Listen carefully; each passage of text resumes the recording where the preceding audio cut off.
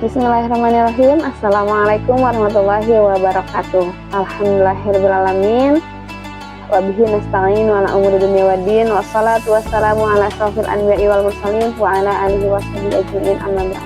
Alhamdulillah, segala puji bagi Allah yang dengan rahmat dan kasih sayangnya pada kesempatan kali ini saya berkesempatan untuk bisa berbagi atau sharing tentang Islam sebagai agama wahyu. Sebelum ke materi inti, perkenalkan, saya Rima Priorita, Prodi Ekonomi Syariah, dan tujuan dari pembuatan video ini adalah untuk memenuhi salah satu tugas UTS dari mata kuliah Metodologi Studi Islam. Baik teman-teman, agar waktunya lebih efektif, kita langsung saja. Pertama, mungkin kita ke pembahasan tentang Islam sebagai agama wahyu. Islam sebagai agama wahyu memiliki Al-Quran sebagai pedoman utama. Dan Al-Quran itu adalah kitab yang suci. Al-Quran diyakini sebagai firman Allah yang diturunkan kepada Nabi Muhammad SAW melalui malaikat Jibril. Lalu, apa itu sebetulnya wahyu? Wahyu itu berasal dari kata al-wahyu, yaitu dari bahasa Arab yang memiliki arti suara, api, dan kecepatan. Diartikan juga sebagai bisikan, juga isyarat, tulisan, dan kitab. Al-wahyu adalah kata masdar. Dia menunjukkan pada dua pengertian dasar, yaitu tersembunyi dan cepat. Oleh sebab itu, dikatakan wahyu ialah informasi secara tersembunyi dan cepat, khusus ditujukan kepada orang tertentu.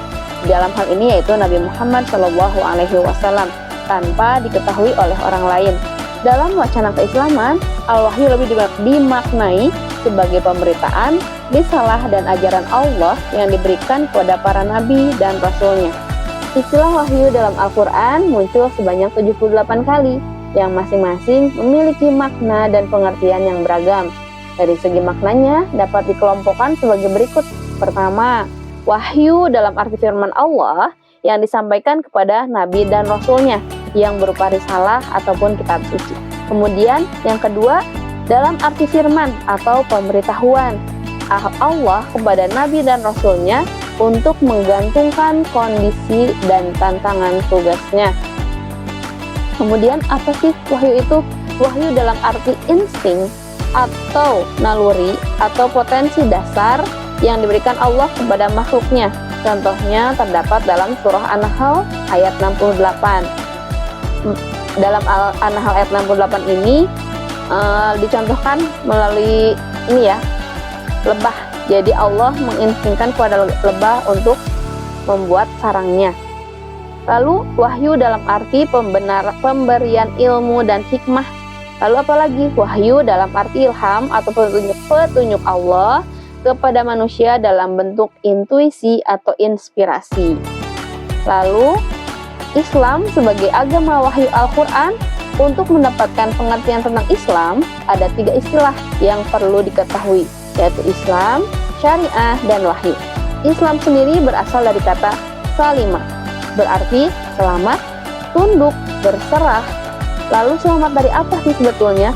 Maka salima min khotari, berarti selamat dari bahaya. Salima min aibin, selamat dari cacat, biasa juga diartikan bersih dari cacat. Lalu kemudian fungsi Al-Quran. Al-Quran memiliki beberapa fungsi utama bagi umat Islam, di antaranya sebagai huda, yaitu petunjuk, pemisah, obat atau syifa, dan juga rahmat.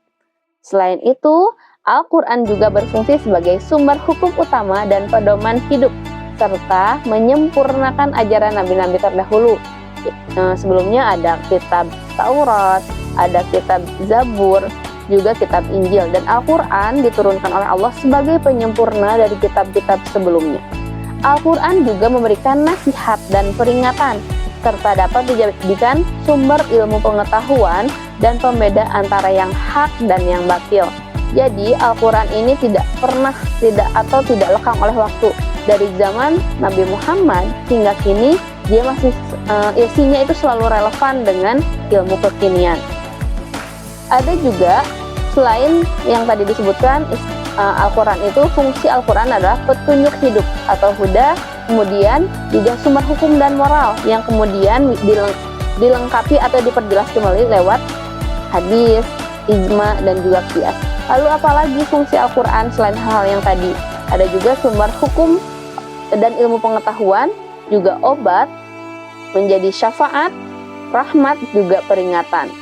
Apa Al-Quran hubungannya dengan hadis?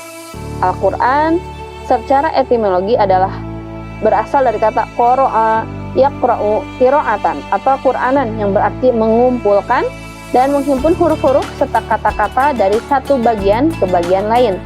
Secara teratur dikatakan Al-Quran karena ia berisikan intisari semua kitabullah dan intisari dari ilmu pengetahuan. Nah, selanjutnya adalah hubungan Al-Quran dengan hadis, ijma, dan juga qiyas.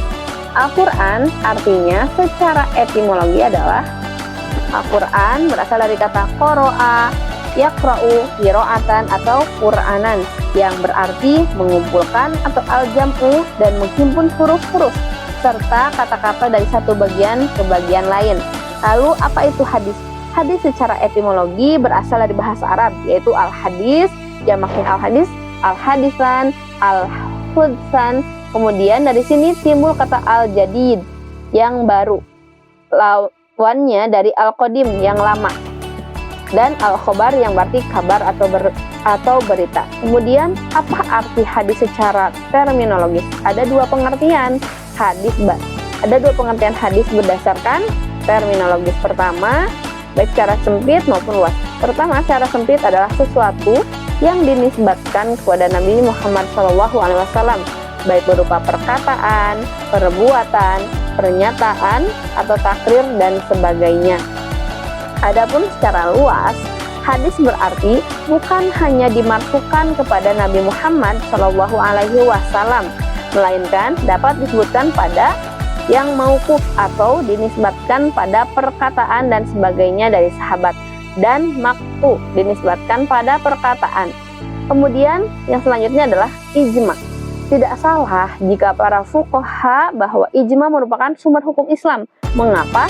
Karena ijma adalah produk kesepakatan ulama yang sudah menjadi dalil dalam pelaksanaan hukum Islam. Kemudian apa itu qiyas? Qiyas berasal dari kata qasa yaqisu qaisan, artinya adalah mengukur dan ukuran. Kata qiyas diartikan ukuran sukatan, timbangan, dan lain-lain, yang berarti dengan itu atau pengukuran sesuatu dengan yang lainnya, atau penyamaan sesuatu dengan yang sejenisnya. Berdasarkan dari definisi di atas, dapat ditarik kesimpulan adalah menetapkan hukum suatu perbuatan yang belum ada ketentuannya berdasarkan sesuatu yang sudah ada ketentuannya. Jadi hubungan dari Al-Quran, hadis, ijma, dan juga qiyas ini saling melengkapi. Ketika di dalam Al-Quran baru disampaikan secara umumnya, maka penjelasan yang lebih detailnya bisa ada dalam hadis, ada juga dalam ijma, dan juga qiyas. Jadi teman-teman semua, Islam itu memang adalah sebagai agama wahyu yang hanya diakui oleh Allah, itu adalah agama Islam. Islam adalah agama yang rahmatan lil alamin. Kemudian di dalam Islam itu sendiri terdapat wahyu berupa Al-Quran, kemudian disempurnakan lagi dengan hadis, ijma, dan juga qiyas. Baik teman-teman, demikian yang bisa saya sharingkan, yang bisa saya bagikan. Semoga bermanfaat baik bagi diri saya sendiri ataupun juga teman-teman semua. Terima kasih kepada Pak Alif yang sudah memberikan kesempatan bagi kami untuk mereview, meresum kembali materi-materi yang sudah disampaikan. Terima kasih. Assalamualaikum warahmatullahi wabarakatuh.